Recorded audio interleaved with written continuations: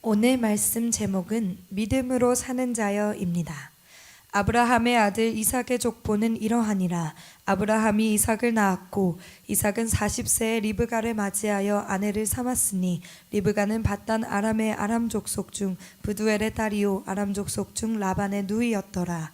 이삭이 그의 아내가 임신하지 못하므로 그를 위하여 여호와께 간구하매 여호와께서 그의 간구를 들으셨으므로 그의 아내 리브가가 임신하였더니 그 아들들이 그의 태 속에서 서로 싸우는지라. 그가 이르되 이럴 경우에는 내가 어찌할꼬 하고 가서 여호와께 묻자온대 여호와께서 그에게 이르시되 두 국민이 내 태중에 있구나. 두 민족이 내 복중에서부터 나누이리라.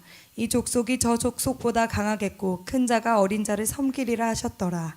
그 해산 기한이 찬즉 태에 쌍둥이가 있었는데 먼저 나온 자는 붉고 전신이 털옷 같아서 이름을 에서라 하였고 후에 나온 아우는 손으로 에서의 발꿈치를 잡았으므로 그 이름을 야곱이라 하였으며 리브가가 그들을 낳을 때에 이삭이 60세였더라. 자, 우리가 지금 보고 있는 창세기 말씀을 보면 수많은 사람들의 이름들이 이렇게 쭉 등장합니다. 그런데 깊이 살펴보면요, 바로 이 창세기는 7명의 주인공이 바로 7명의 주인공의 인생 역사의 기록이다, 이렇게 할 수 있습니다. 아담과 하와, 그리고 노아, 그리고 아브라함, 그 다음에 이삭, 그 다음에 야곱, 그리고 요셉입니다. 아멘. 이 7명이 바로 이 창세기 50장의 역사를 쭉 이끌어가는 주인공들입니다. 그런데 오늘 그 주인공 중에 한 사람인 아브람, 이 아브람이 이제 그의 나이 175세를 일기로 세상을 떠나면서 인생을 마감하고 있습니다. 한 시대를 마감하고 있어요. 그리고 이제 100세에 낳은 아들 이삭이 바톤을 이어받아서 이 창세기 역사를 써나갑니다. 그리고요, 오늘 바로 방금 읽었던 본문을 보게 되면 또 한 세대의 주인공 야곱이 태어나는 장면을 우리는 본문에서 보게 됩니다. 자, 그러니까 아브라함 그리고 그의 아들 이삭에 의해서 이어서 오늘 새 시대의 주인공인 야곱이 태어나는 것을 보면서 우리가 발견하는 것이 있죠. 뭡니까? 그것은 아브라함의 생애는 비록 마감되었지만 이 아브라함을 향한, 그를 향한 하나님의 약속과 축복은 계속 이어지고 있다는 것입니다. 바로 100세에 낳은 이삭을 통해서 또 오늘 새롭게 이 엄마의 뱃속에서 이렇게 새롭게 태어나는 야곱을 통해서 아브라함을 향한 하나님의 약속과 축복은 계속되고 있다는 것입니다. 그렇습니다. 아브라함의 그 믿음도 계속 이어지고 있었고 아브라함의 그의 축복도 현재 진행형으로 계속되고 있는 것입니다. 그렇습니다. 하나님이 우리에게 주신 약속과 축복은요, 결코 한 사람에게서나 한 시대로 끝나지 않습니다. 믿음의 축복은 계속된다는 것입니다. 하나님의 약속, 하나님의 비전은 계속 이어지는 것입니다. 비록 사람이 죽어서 육체는 땅에 묻혀질지라도 그에게 주었던 믿음의 약속과 축복은 계속 이어진다는 것입니다. 자, 오늘 아브라함을 이어서 이제 이삭이 아름다운 가정을 이루고 이제 시작이 되고 있습니다. 하나님을 모르는 이 가나안 땅에서 살던 이 아브라함이 하나님 모르는 이 가나안 여인 중에서 이 며느리 이삭의 배우자를 고르지 않고 자기의 고향으로 보내서 엘리에셀이라는 종을 보내서 믿음의 여인 리브가를 만나게 하고 드디어 그를 데리고 와서 행복한 결혼식을 올립니다. 자, 어때요? 이렇게 믿음으로 만나서 믿음으로 사는 부부기에 하나님 보시기에는 너무나 아름다운 부부입니다. 아멘이죠? 그런데 여러분, 오늘 우리가 본문을 보면서 가장 깨닫는 게 뭐냐? 바로 이처럼 믿음으로 사는 자, 믿음으로 사는 가정에도 시련은 있다는 것입니다. 아멘. 믿음으로 사는 자에게도 여러분 이 자리에 계신 믿음으로 사는 자요, 믿음으로 사는 여러분에게도 시련은 있습니다. 바로 시련은 있다는 것입니다.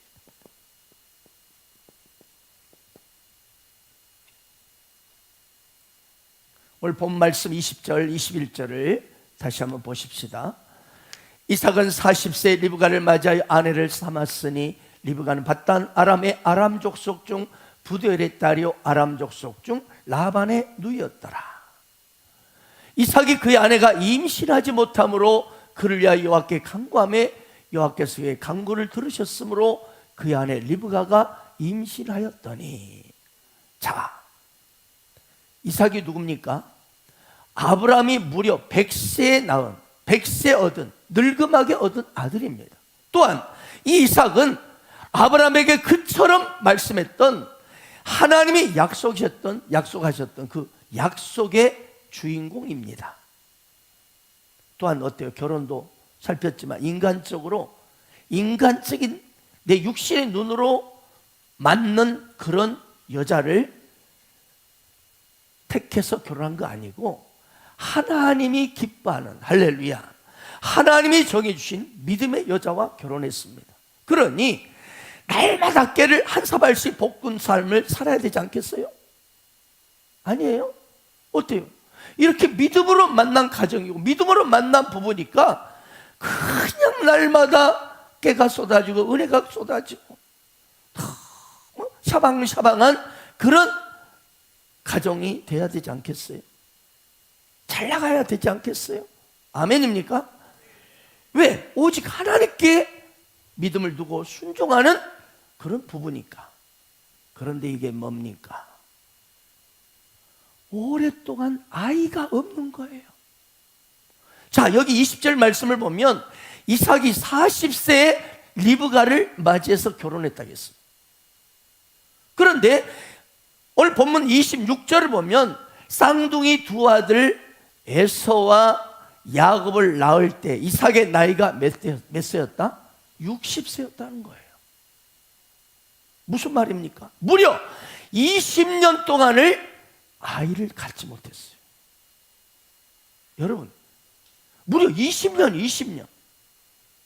이게 보통 사건입니까? 보통 아픔입니까?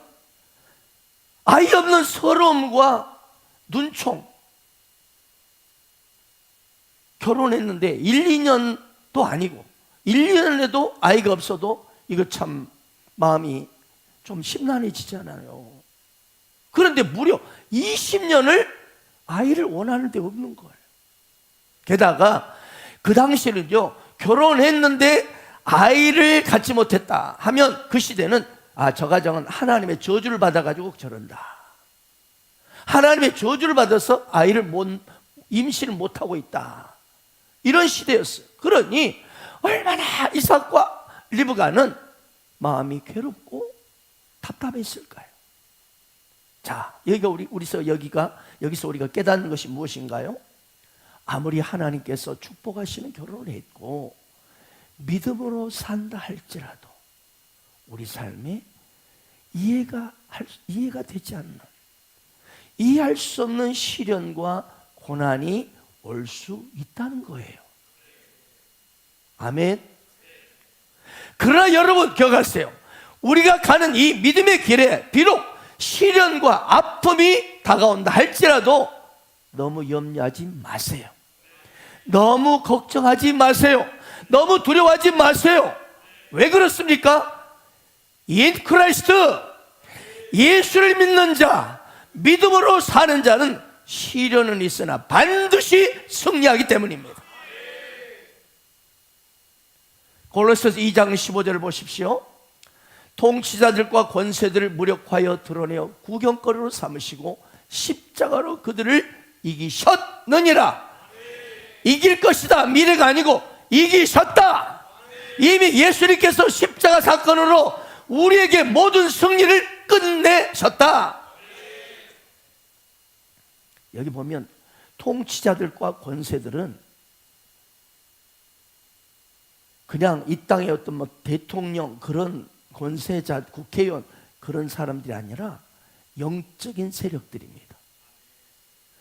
이 땅에 우리 인생을 도둑질하고 인생을 멸망시키러 끌고 가는 모든 사탄 마귀들과 그의 악한 그를 따르는 악한 귀신들입니다.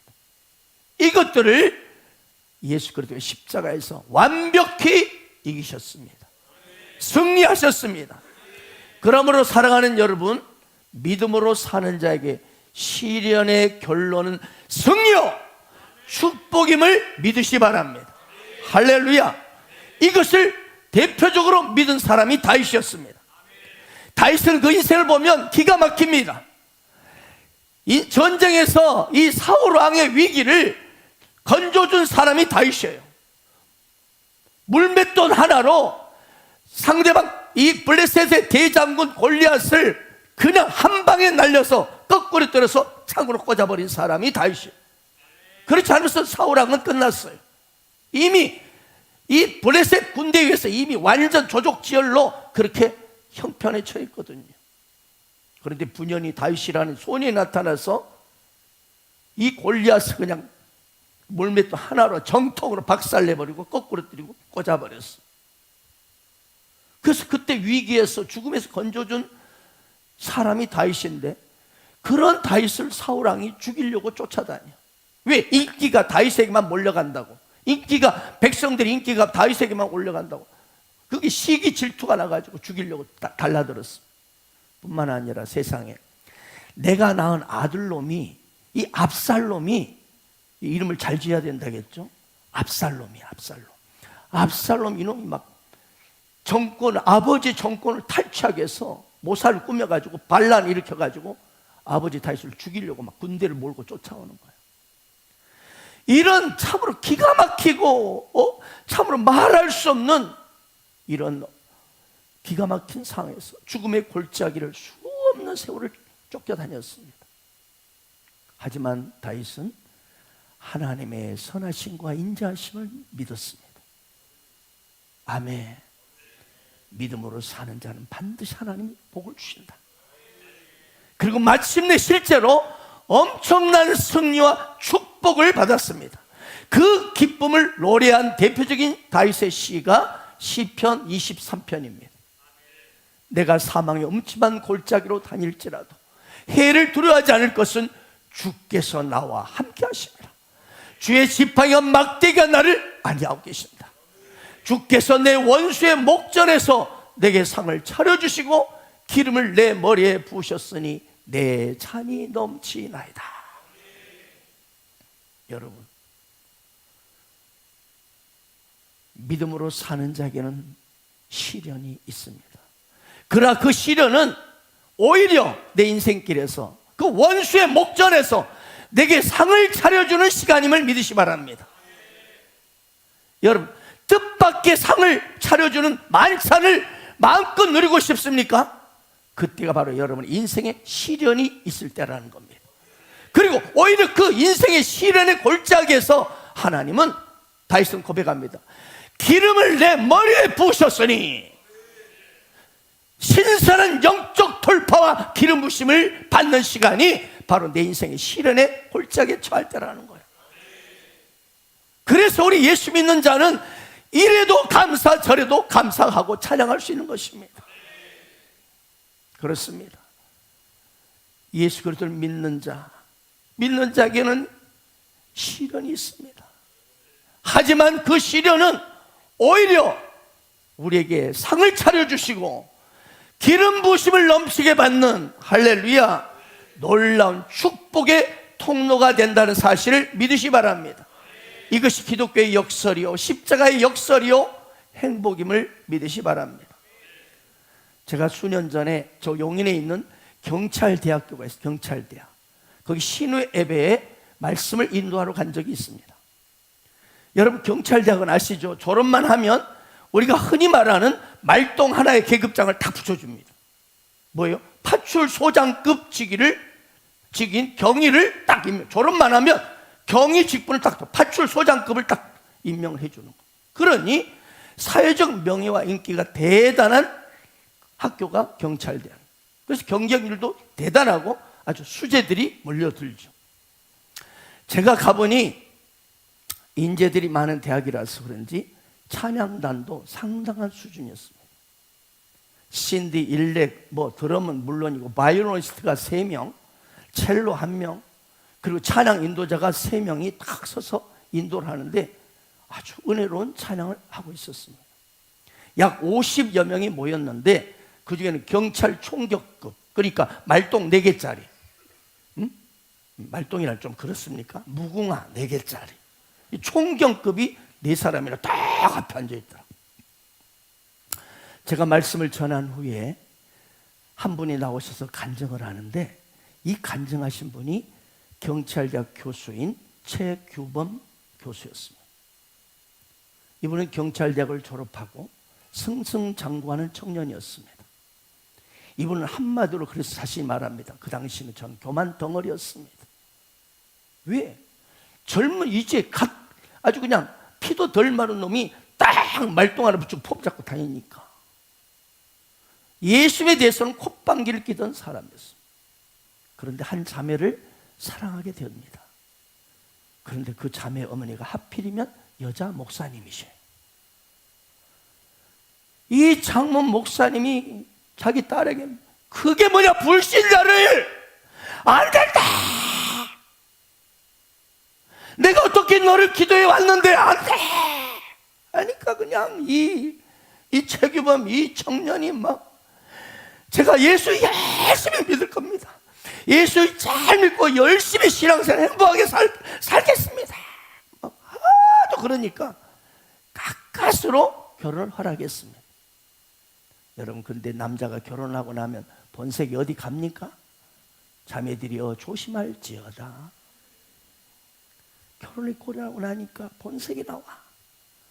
형식적으로 몸만 교회 왔다리 갔다리 하지, 주일날 이렇게 전만 탁 찍고 가, 얼굴만 내비치고 나 예배 드렸어요 딱 가버. 직장에서는 밤늦게까지 금만답시고 그냥 야근, 술, 외식, 그러면서 한마디로 그냥 이런저런 방탕한 삶, 인간적으로 보면 성공적인 삶이었지만 영적으로 완전히 망나니 생활을 한 겁니다. 장모님, 신님, 목사님과 이 아내가 기가 막힌 거예요. 그래서 이때부터 안 되겠다, 딸아, 목숨 걸고 우리 기도하자. 그러면서 이 최규범 이 사람을 위해서 영적 변화를 위해서 눈물로 간절히 기도했습니다. 왜 이런 믿음의 가정에 주님 시련을 주십니까? 제가 열심히 목회자로 주님을 섬기고 하나님 나라와 의를 위해서 모든 것 버리고 내가 이렇게 주를 위해 충성해 살아왔는데 왜 이런 사회가 들어와서 내 딸에게 고통을 주고 눈물을 주고 괴롭게 하십니까? 그대로 막 주님 앞에 눈물 호소하고 통곡한 거예요. 심지어 사위 이 최 교수를 막 교회로 불러들여가지고 일주일간 작전 기도해야 된다 막 강제로, 그리고 하루에 7번씩 같이 막 예배를 드리고 난리를 쳤어요. 그러나 여러분 어떻습니까? 억지로 끌려가는 신앙은 안 되잖아요. 억지로 끌려가는, 억지로 도살적 소가 끌려다녀 코기 앉아있어요. 뭐가 되겠어요? 그저 뜨뜻미진하게 그냥 막 이 장모와 자기 아내는 난리를 치는데 그냥 가차한 거예요. 신앙의 껍데기 크리스천으로 그 생활을 계속하는 거였어요. 어머니와 딸은 너무 답답하고 괴로웠습니다. 이제 이분이 경찰대학 교수로 임용이 돼가지고 근무를 하는데 같은 동료들이 우리 최 교수, 우리 신회 모임 은혜와 교회 다니죠, 예수 믿잖아요, 막 우리 신용을 너무 은혜 좋고 좋다고 수차례 권유해도 삔질대고 나오지 않습니다. 그런데 어느 날 갑자기 교수실에 이 최 교수가 보이지 않아. 무슨 일인고 해서 알아보니 세상에 온몸에 암이 덮쳐버린 거예요. 그것도 한 가지 암이 아니라 3가지 암이 한꺼번에 덮쳐버린 거예요. 췌장암, 간암, 대장암, 온통 암덩어리 육체가 되어버린 거예요. 하나님께서 이 불쌍한 영혼을 구원하기 위해서 사랑의 채찍을 드신 것입니다. 그제서야 최 교수는 울며 통곡하며 하나님 나 좀 살려주세요. 자신의 죄를 회개하며 하나님 살아계시면 저를 제발 만나주시고 치료해주세요. 눈물로 간절히 그때부터 기도하기 시작합니다. 그리고 드디어 하나님을 만나게 되었습니다. 할렐루야. 그 당시 제가 갔을 때는 항암 치료를 받고 있는 중이었는데요, 기적적으로 치료가 잘 진행되고, 그래서 그분의 얼굴을 보는데 아주 뭐 환자 같지가 않아. 얼굴이 미소가 가득하고 얼굴 빛이 납니다. 그분은 오히려 하나님께서 이 암을 주셔서, 이 시련을 주셔서 영원히 지옥불에 멸망당할 내 인생을 하나님이 구원해 주셨다. 어쩔 수 없이 어거지로 예수를 믿게 하시고 온전히 믿게 하시고 영원한 생명을 얻게 하셨고, 할렐루야. 그러면서 이 시를 주신 하나님을 찬양하고 감사한다면서 막 눈물을 흘리며 간증하는 거였어. 끝나고 나서 참 제 교수님 축복합니다. 네, 정말 감사합니다. 손을 꼭 잡아주고 짧은 제가 기도를 해주었습니다. 드디어 온 가족이 주님 안에서 하나가 되었고, 이제는 사나 죽으나 주님의 것임을 고백하며 제2의 인생을 살고 있습니다. 그렇습니다. 이 최 교수님은 7, 80년, 90년의 행복한 인생이 아니라 영원히 행복한 인생을 이 시련을 통해서 받게 된 것입니다. 아내도 장모님도 이 시련을 통해서 내 남편이 내 사이가 주님 품으로 돌아왔어요. 그래서 진정 이 가정에 참된 행복이 찾아왔습니다. 저 역시도 지금 우리 사모 목사인 믿음의 아내를 만났을 때 교회 잘 다니고 예수 잘 믿는 조건으로 결혼 약속을 했어요. 하지만 어때요?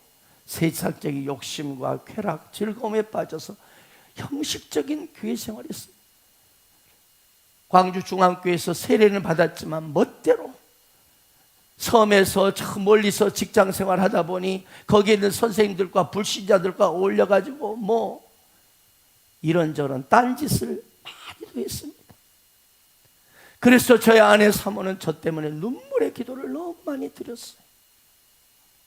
그러던 중 어느 날 제가 그 당시 완도 여자 중학교에 근무하고 있었는데, 그처럼 제가 건강에 아주 자신하던 몸이었습니다. 근데 어느 날 갑자기 감기가 걸렸고 몸살이 왔는데, 감기약을 먹었는데 다 치료가 됐는데 기침은 멎질 않는 거예요. 마침내는 피까지 토하기 시작하니까 더 이상 내가 국어교사님 말을 해야 되는데 수업을 더 이상 진행할 수가 없어요. 말을 하려면 막 계속 이제 화장을 받으면 피가 나오니까. 결국 병원에서는 폐결핵이라는 그 당시 치명적인 질병을 진단받게 되었습니다. 의사는 휴직하고 9개월 동안을 공기 좋은 곳으로 내려가서 요양하면서 매일 수십 알의 이 결핵 치료약을 먹고 매일 스스로 주 3방을 맞아야 된다고 저에게 막 한 달치 약을 주는데 어마어마했습니다. 그제서 저는 지푸라기도 잡고 싶은 심정으로 진짜 하나님이 살아계신다면 저를 만나주시고 저를 살려주세요, 간절히 기도하기 시작했습니다.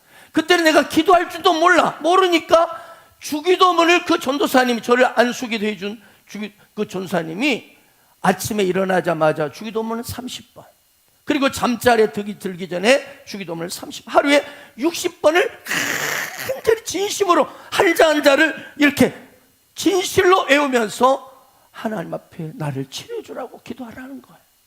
그래서 어쩔 수 없어. 다른 방법이 없잖아요.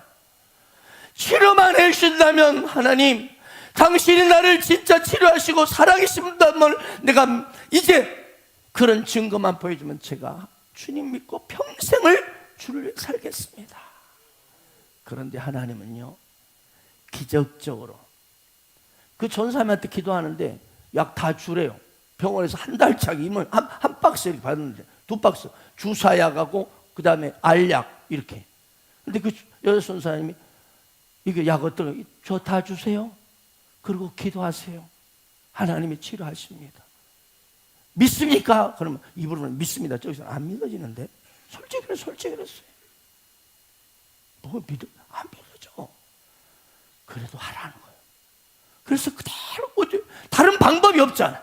그래서 그냥 한 달 만에 여러분 기적적으로 야간톨 주사 한 대 맞지 않고 깨끗하게 치료받았습니다. 마지막 한 달 만에 기도할 때 그 여자 선사님이 딱 기도하고는 하나님이 이제 우리 박 선생님 깨끗이 다 치료해 주셨습니다 하고 믿습니까? 하는데 나도 입으로는 믿습니다 하는데 속으로는 껄쩍지근히 솔직히 말해. 그래서 다시 병원에 가서 진단 받아보세요. 그 내과 담당 과장이 깜놀합니다.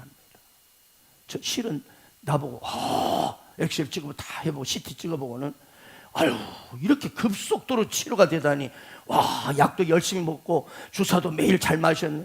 저 야간톨 주사 한 대 안 맞았는데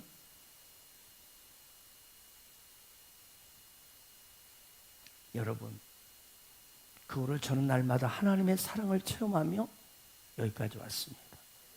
그때 그 시련 때문에 이렇게 목회자로까지 부르심을 받게 되었고 지금은 이처럼 행복하고 축복된 삶을 살고 있습니다. 그 폐결에게 그 기가 막힌 시련이 오히려 눈물 뿌리며 기도했던 아내나 저에게는 오히려 엄청난 축복의 사건이 되었던 것입니다. 그렇습니다. 사랑하는 여러분, In Christ, 예수 아닌 자, 믿음으로 사는 자에게는 시련은 있지만 결론은 승리요 축복임을 믿으시 바랍니다. 오늘 본문에 등장하는 이삭과 리브가는 아이를 20년 동안 갖지 못하는 이 기가 막힌 시련이 있었기 때문에 믿음으로 기도하기 시작했고 결론은요 2배의 축복을 받았습니다. 에서와 야곱 하나만 내가 제발 한 아이만 좀 태어나는 쌍둥이가 태어나는 할렐루야 2배의 축복을 받게 된 것입니다. 야곱과에서 이 두 쌍둥이를 주신 이 사건은요 바로 오늘 이 시대 믿음으로 사는 저와 여러분에게 시련이 있으나 반드시 너는 2배의 축복을 받게 될 것이다, 이것을 증명해 주는 메시지인 것입니다. 그러므로 여러분 믿음으로 사는 자는 시련이 있지만 반드시 결론은 2배의 축복임을 믿으시기 바랍니다.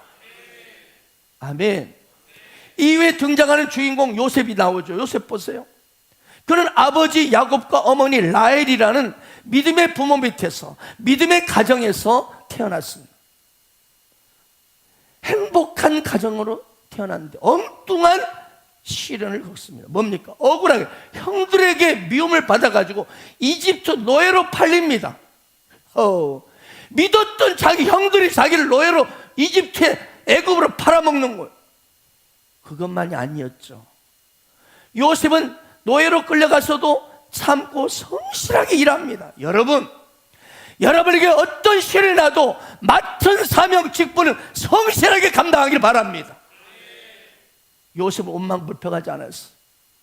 성경을 보면 원망불평했다는 그런 흔적이 1%도 안 보입니다.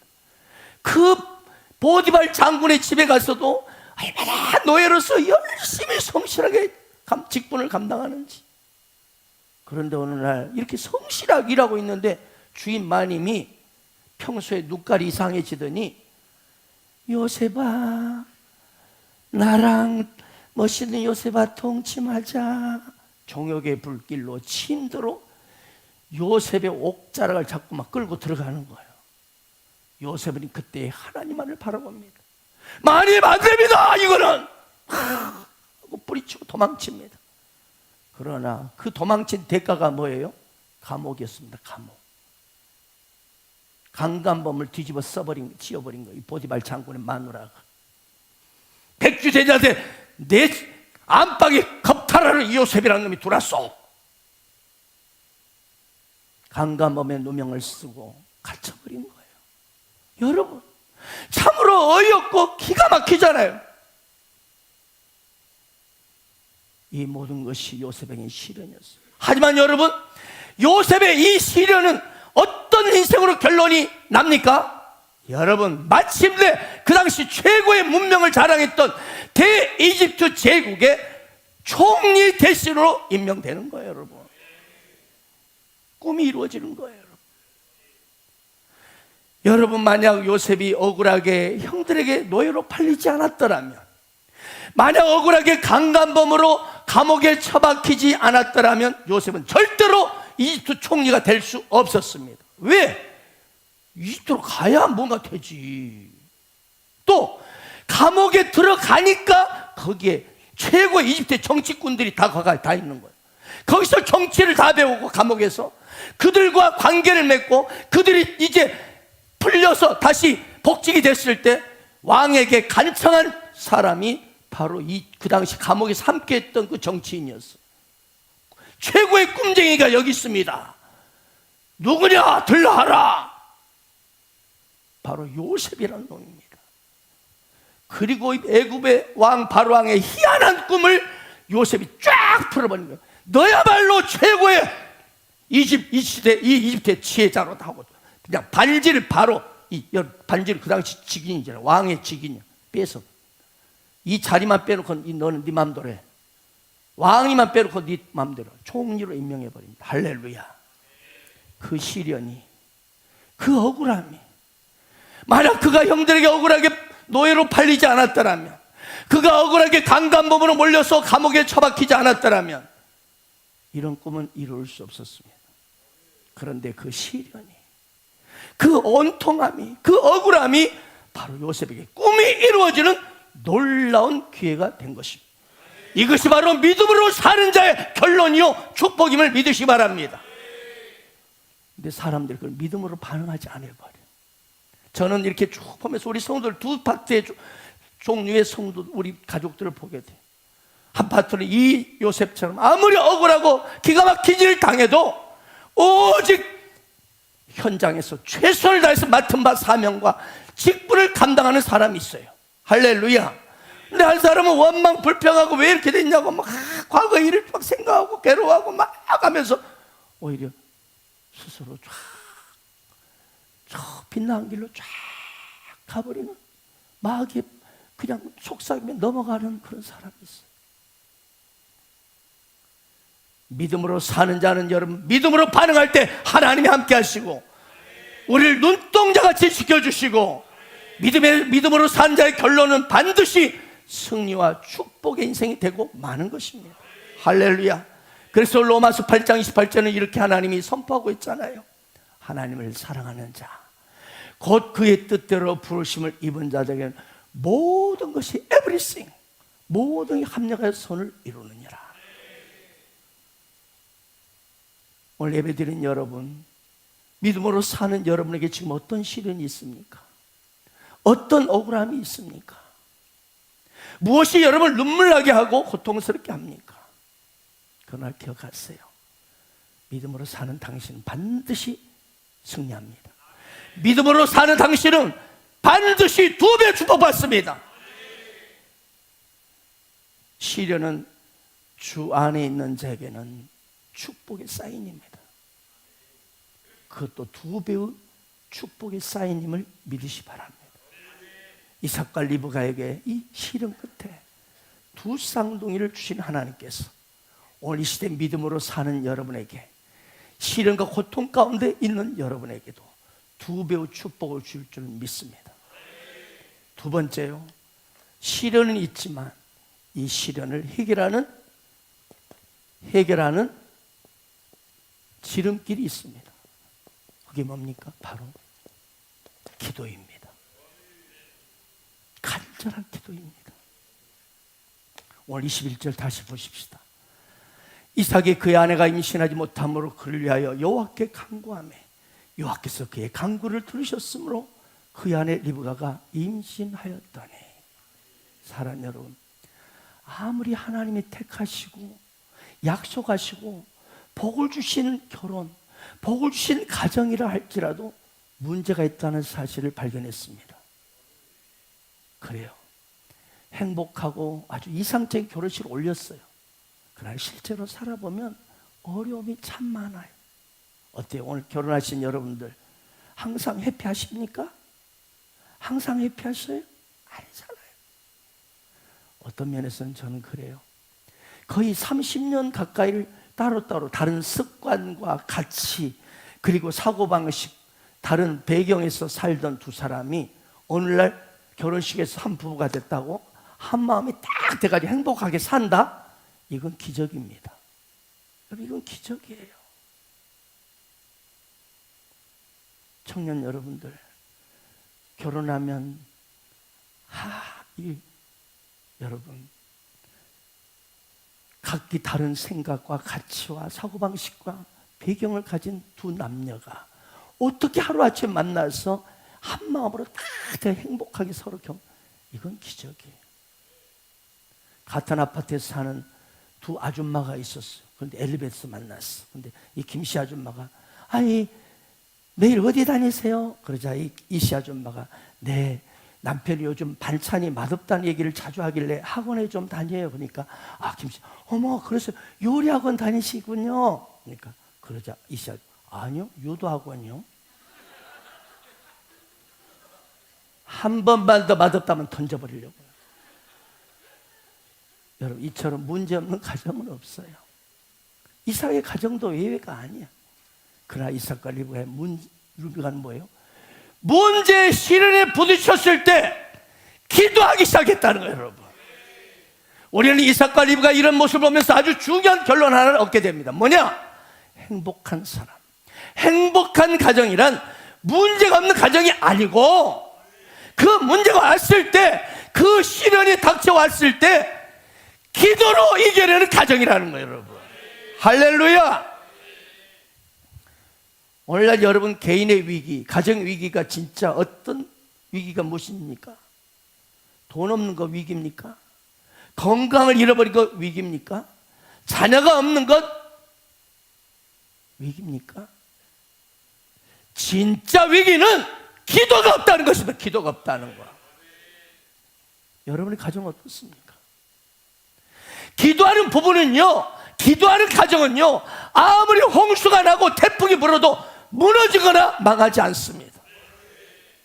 그러므로 믿음으로 사는 저와 여러분에게 가장 큰 위기가 무엇이냐? 내 삶에, 내 가정에 닥쳐온 시련이 얼마나 크냐 작냐가 그게 문제가 아니고 기도를 잃어버린 것입니다. 기도를 안 하는 것입니다. 이것이 가장 큰 위기입니다. 여호와는 나의 목자시니 내게 부족함이 없으로다. 우리가 왜 마음이 공고하고 외롭고 힘이 없습니까? 낙심이 됩니까? 두려움이 찾아옵니까? 하나님이 나의 목자 되시는 마음을 잃어버렸기 때문에, 기도를 잃어버렸기 때문에. 그러나 당신이 기도하기 시작하면 아무리 큰 시련도 여호와는 나의 목자시구나, 그 놀라운 하나님의 평안이 찾아오고 결국 그 믿음대로 축복으로 바뀔 것이고, 하나님이 나의 목자, 내 가정의 목자가 되셔서 하나님의 은혜가 넘치게 될 줄 믿습니다. 오늘 아이를 갖지 못한 이 시련 속에서 이삭과 리브가가 취한 행동은 딱 한 가지였습니다. 오늘 말씀 보니까 아이가 없는 20년 동안 없는 이 시련 앞에 이삭과 리브가는 그를 위하여 여호와께 간구했다고 기록합니다. 그렇습니다. 이 시련 앞에 이삭과 리브가가 취한 행동은 딱 한 가지였습니다. 여호와 하나님께 나아가 간절히 기도하는 거였어요. 하나님께서 그들의 간절한 기도를 들으시고 마침내 그 시련을 2배의 축복으로 바꿔주십니다. 쌍둥이 잉태 기쁨을 주셨습니다. 할렐루야.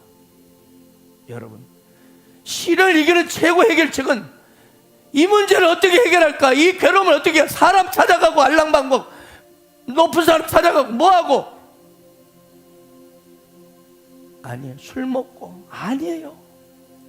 이 고통 이겨보려고 막 다른 게임에 빠지고 어디 여행을 가보고 되던가요? 게임하고 술 마시고 여행 다녀보고 끝나고 나면 더 허전해요. 더 괴로워요. 시를 이기는 최고 해결책 지름길은 다른 것이 아니고 바로 간절한 기도입니다. 기도. 가슴을 찢는 기도. 강구의 기도는 그저 적당히 나발나발 되는 기도가 아니죠. 형식적으로 습관적으로 입만 벌리고 지금 내가 무슨 기도한 줄도 모르고 막 마구 치드대는 중언 부언 기도가 아니에요. 통절한 기도요. 가슴이 터져나오는 눈물의 기도입니다. 우리가 가슴을 찢고 눈물로 부르짖어 기도할 때 하나님 반드시 너는 내게 부르짖으라. 내가 내게 응답하겠고 내가 하지만 은밀한 일 내게 보여주리라. 믿음의 자녀들에게 그 해결 방법을 제시해 주시고 2배의 축복을 주시는 거예요. 예수 이름을 외칠 때 땅과 하늘에서 매이고 예수 이름을 외칠 때 땅과 하늘에서 불리네. 예수 이름을 외칠 때 땅과 하늘에서 매이고 예수 이름을 외칠 때 땅과 하늘에서 울리네. 주는 이 나라의 반석, 주는 이 나라의 요새, 주는 이 나라의 방패, 나라의 왕이라 부르시고 주는 이 나라의 반석, 주는 이 나라의 요새, 주는 이 나라의 방패, 나라의 왕이라. 두 손 들고 예수 이름을 외칠 때 땅과 하늘에서 매이고 예수 이름을 외칠 때 땅과 하늘에서 울리네. 할렐루야. 누구든지 땅에서 내 이름으로 기도하면 내가 하늘에서, 네가 매이면 하늘에서 매일 것이고 너희가 땅에서 풀면 하늘에서 내가 풀려주게 하라. 기도의 키가 예수 하나님께 있는 게 아니라는 거예요. 우리에게 있다는 거예요. 우리를 보면 하나님이 다 기도하면 내가 말한 대로 하머니 하시겠다는 거예요. 이미 우리에게 모든 권세와 능력을 주셨고 우리가 선포하고 부르짖어 기도하면 네가 땅에서 매이면 하늘에서 매게 할 것이고 네가 땅에서 풀면 하늘에서 풀게 할 것이고 하나님께서 당신이 매이면 네가 매일 것이고 당신이 풀면 네가 풀, 그게 아니라니까. 우리에게 기가 있어. 간절하게 기도하면 다 네가 묻고 싶으면 다 묻길 것이다. 네가 풀고 싶으면 다 풀릴 것이다. 할렐루야. 그러므로 사랑하는 여러분, 우리가 내 삶에 시련이 닥치고 고난이 닥치고 문제가 생겼을 때 해야 할 일은 다만 하나님께 무릎으로 가는 거예요. 어떻게 보면 너무 쉽거든요. 근데 마귀는 이걸 딱 속여버려.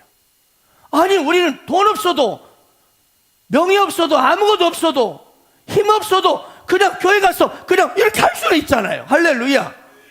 근데 그걸 못하게 만든다니까. 다른 거 다 열심히 해라. 다 열심히 해. 너 다 해. 열심히 사람 만나고 네 머리 굴려서 열심히 장사하고 열심히 다 해라. 단 기도는 하지 말라. 속은 거죠. 여러분, 문제가 있습니까? 시련이 왔습니까? 내 마음이 공고하고 괴롭습니까? 인간의 방법으로 이리 뛰고 저리 뛰고 고민하고 괴로워하지 마시고 주님 앞에 나와서 기도하십시오. 간절히 기도하십시오. 결코 낙심하지 마시고 하나님께 간구할 때 그 시련을 돌파하고 이삭과 리브가처럼 2배 축복을 받을 줄 믿습니다. 이제 22절 말씀입니다. 한번 이렇게 시작.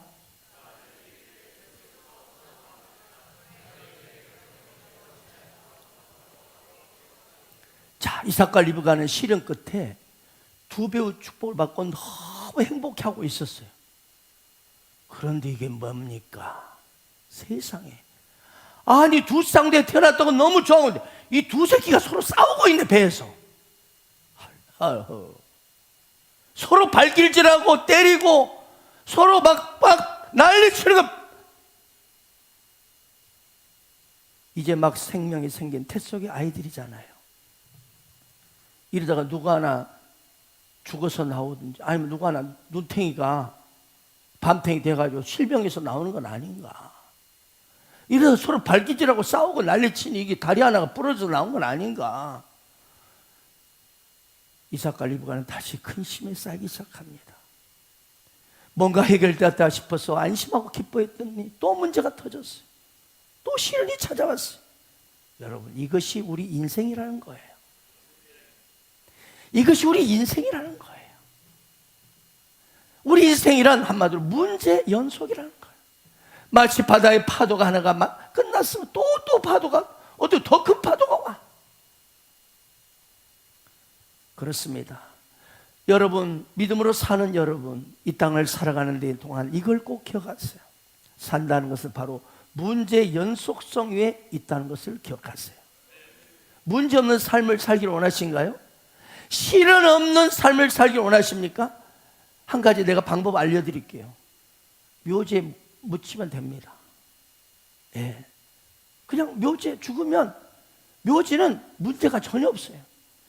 아주 공동묘지도 수없이 묻혔는데 조용해요. 따라서 여러분, 우리 삶에 닥쳐오는 문제, 시련, 고통에 대해서 심각하게 생각하지 않기를 바랍니다. 그것 때문에 스트레스 받고 밥도 제대로 못 먹고 소화불량 걸리고 위장병 걸리고 막 고민하지 마세요. 왜? 이 또한 지나가리라. 지나가거든요. 여러분이 과거를 한번 돌아보세요. 그때는 사내 중내 난리 쳤던 문제인데 지금 보니까 어때요? 다 지나갔음이라라. 저도 고등학교 시험 떨어졌죠. 대학 시험에 떨어졌죠. 그때는요, 천지가 깜깜하고 막 죽고 싶었어요. 그런데 떨어진 것이 유익이라. 떨어졌기에 다시 재수하고 열심히 다시 해서 더 좋은 대학, 하나님의 비전을 이룰 수 있는 사람들을 만나는 직장을 주셨어요. 폐기라기로 해서 폐기를 끝났구나. 이거 큰일 났구나. 이제 나는 죽었네. 근데 다 지나가고 오히려 축복의 사건이 되었습니다. 여러분, 이 또한 지나갑니다. 아무리 큰 것도 지나가요. 더구나 우리는 누굽니까? 말씀 한마디로 천지를 창조하신 전능하신 하나님이, 우리의 머리털까지 세신 하나님이, 나는 내가 머리털이 몇 개인지 몰라. 그러나 우리 하나님, 나의 머리털까지 세신 하나님이 나와 함께하고 계시잖아요. 그러니 우리가 무엇을 두려워하고 염려한단 말입니까? 여러분, 지난 금요 성령 집회 말씀을 들으셨습니까? 요즘 계속 금요 성령 집회 때 특별한 메시지를 선포하고 있습니다. 예수 믿는 우리가 공중의 새보다 못한 인생입니까? 예수 믿는 우리가 저 들의 풀보다 못한 인생입니까? 하나님 말씀하시잖아요. 공중 나를 새를 보라. 그들은 기르지도 않고 심지도 않고 거지도 않는데 내가 먹이고 입히지 않느냐. 들의 빈백화벌을 보라. 저 들풀을 보라. 그들은 길쌈도 수고도 아닌데 내가 먹이고 입히지 않느냐. 하물며 너희일까 보냐. 너희가 누굽니까? 저 여러분, 하나님 아들 예수 그리스도를 대신 십자가를 죽이기까지 한 우리들입니다. 얼마나 우리를 사랑했으면 하나님 아들 예수를 십자가에 죽이고 우리를 살리셨겠습니까? 그런 하나님이 계시는데 왜 뭘 먹을까, 뭘 마실까, 뭘 입을까 염려하는 거야. 이것들은 다 이방인들, 불신자들이 구하는 것이다. 그런데 계속 그걸 구하고 있어. 뭘 먹을까, 뭘 입을까, 뭘 마실까. 이 불신자 기도를 한다 이 말이에요. 지금 이것들은 다 이방인들이 구하는 것이라. 너희는 먼저 그의 나라와 그의 은을 구하라. 그러면 이 모든 것을 너에게 더하시리라. 방법과 스케일과 수준이 다르게 살라는 거야. 예수 안 믿는 불신자들처럼 똑같이 뭘 먹을까, 뭘 마실까, 뭐 입을까. 이거 이방인들이 구하는 것이다. 이게 이방인들의 기도다. 그거는. 너는 공중의 새보다 못한 인생이냐? 너는 들의 풀보다 못한 인생을 떨고 있느냐? 사랑하는 아들아, 사랑을 따라. 그러므로 너희는 먼저 그의 나라 의를 구하라. 그러면 이 모든 걸 너에게 더할 것이다.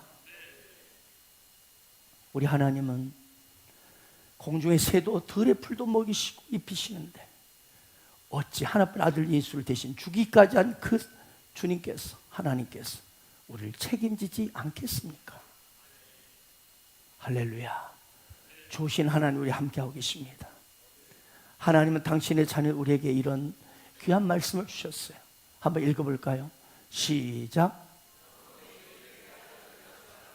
내일 일은 내일이 염려할 것이요 한날의 괴로움은 그날로 족하니라. 여러분, 이 말씀을 보면 우리가 자주 봤던 말씀이고 자주 들었던 말씀이잖아요. 근데 참 감동이 되는 구절이 있어요. 뭡니까? 내일 일은 내일이 염려하게 하라는 거예요. 여러분, 내일 일은 네가 염려할 것이 아니고 내일이 염려하도록 하라는 거예요. 왜? 내일은 그 일이 어떻게 될지 모르니까. 아멘. 잠언 27장 7장 1절에 보세요. 너는 내일 일을 자랑하지 말라. 하루 동안에 무슨 일이 일어날지 내가 알 수 없습니다. 내일 일은 내가 염려하는 영역이 아니에요. 내일이 염려하도록 놔두세요. 왜 그걸 내가 끌어다가 염려하냐고. 염려함으로 그 길을 한 자나 더 할 수 있더냐? 염려함으로 그 길을 한 자나 네가 더 할 수 있느냐? 없어. 그런데 염려하고 난리쳐. 그래서 사도 바울은 빌립보서 4장 6절 7절 이렇게 권면하고 있습니다. 아무것도 염려하지 말고 다만 모든 일에 기도와 간구로 너희 구할 것을 감사함으로 하나님께 아뢰라. 그러면 모든 지혜가 뛰어난 하나님의 평강이 그리스도 예수 안에 너희 마음과 생각을 지키시리라. 두 손 들고 아멘 아멘. 마무리합니다. 사랑하는 여러분, 그럼 우리 삶에 시련이 오면 그 시련 문제를 가지고 하나님 앞에, 성전 앞에 나와 무릎을 꿇으세요. 기도와 간구로 구할 것을 감사함으로 하나님께 아뢰세요. 리브가는 이 또 다른 문제 앞에서 하나님께 간구합니다. 그리고 응답받았습니다. 해결되었던 것입니다. 그러므로 오늘 우리는 기도를 다시 시작하기를 축복합니다. 결단하고 시작하기를 축복합니다. 기도함으로 나의 잠자는 영혼을 일으키기를 원합니다. 이번 주 광고 나갔습니다. 한 주간 에레미야 기도회가 시작됩니다. 한 주간입니다. 매일 저녁 9시 기도하면 하나님이 우리의 기도를 들으십니다.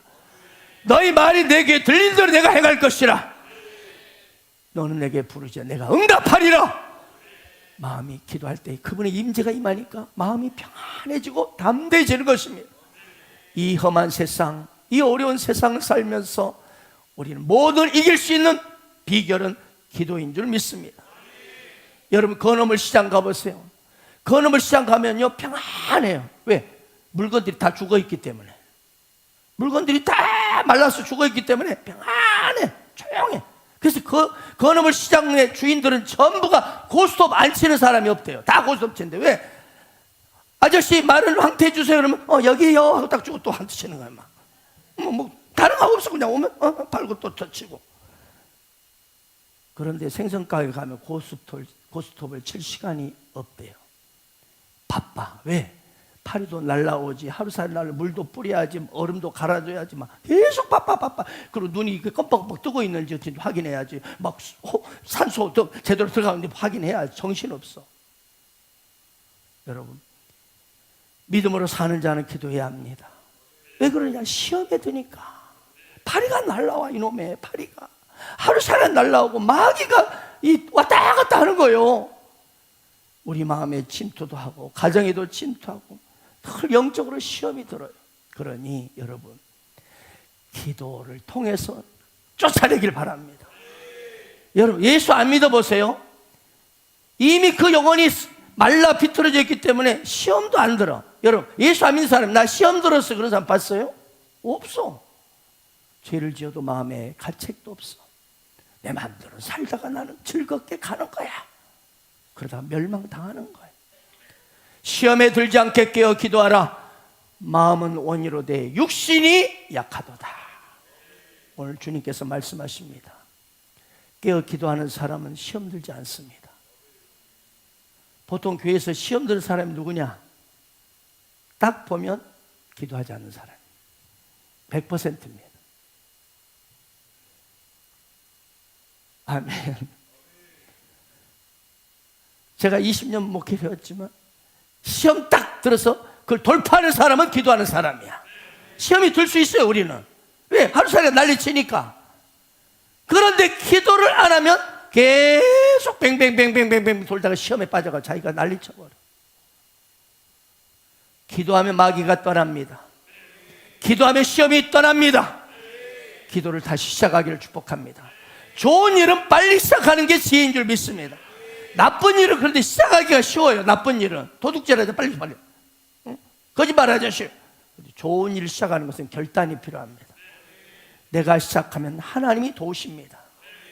기독교는 기도의 종교입니다. 또한 새벽의 종교입니다. 예수님이 새벽에 기도하셨어요.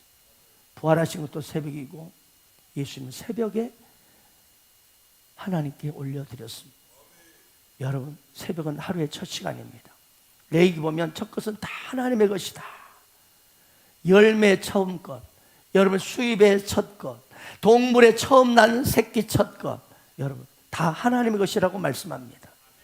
시간의 첫 것도 하나님의 시간입니다. 이 새벽도 하나님의 시간이에요. 그런데 하나님의 시간에 잠이나 열심히 퍼자고 계시면서 침대는 나의 목자신이 내게 부족함이 없나이다 그러면 되겠습니까?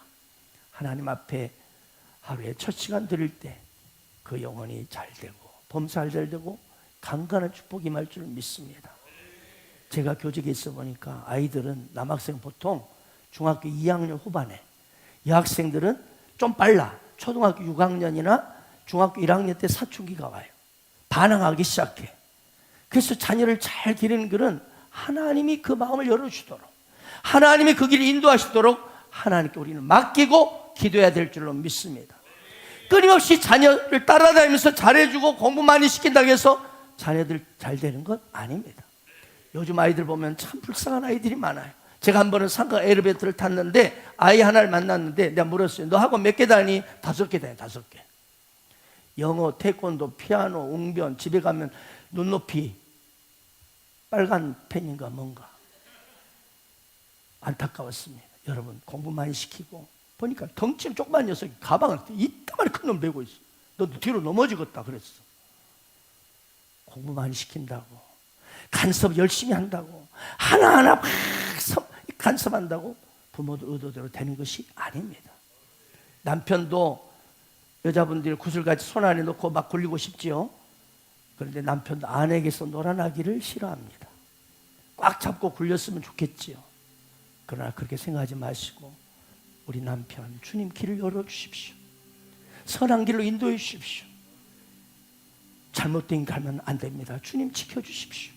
하나님께 맡기고 기도해야지. 어디 갔다 왔어? 왜 이제 와? 누구 만났어? 이래봤자 자기만 병들고 스트레스 받고 잠도 안 옵니다.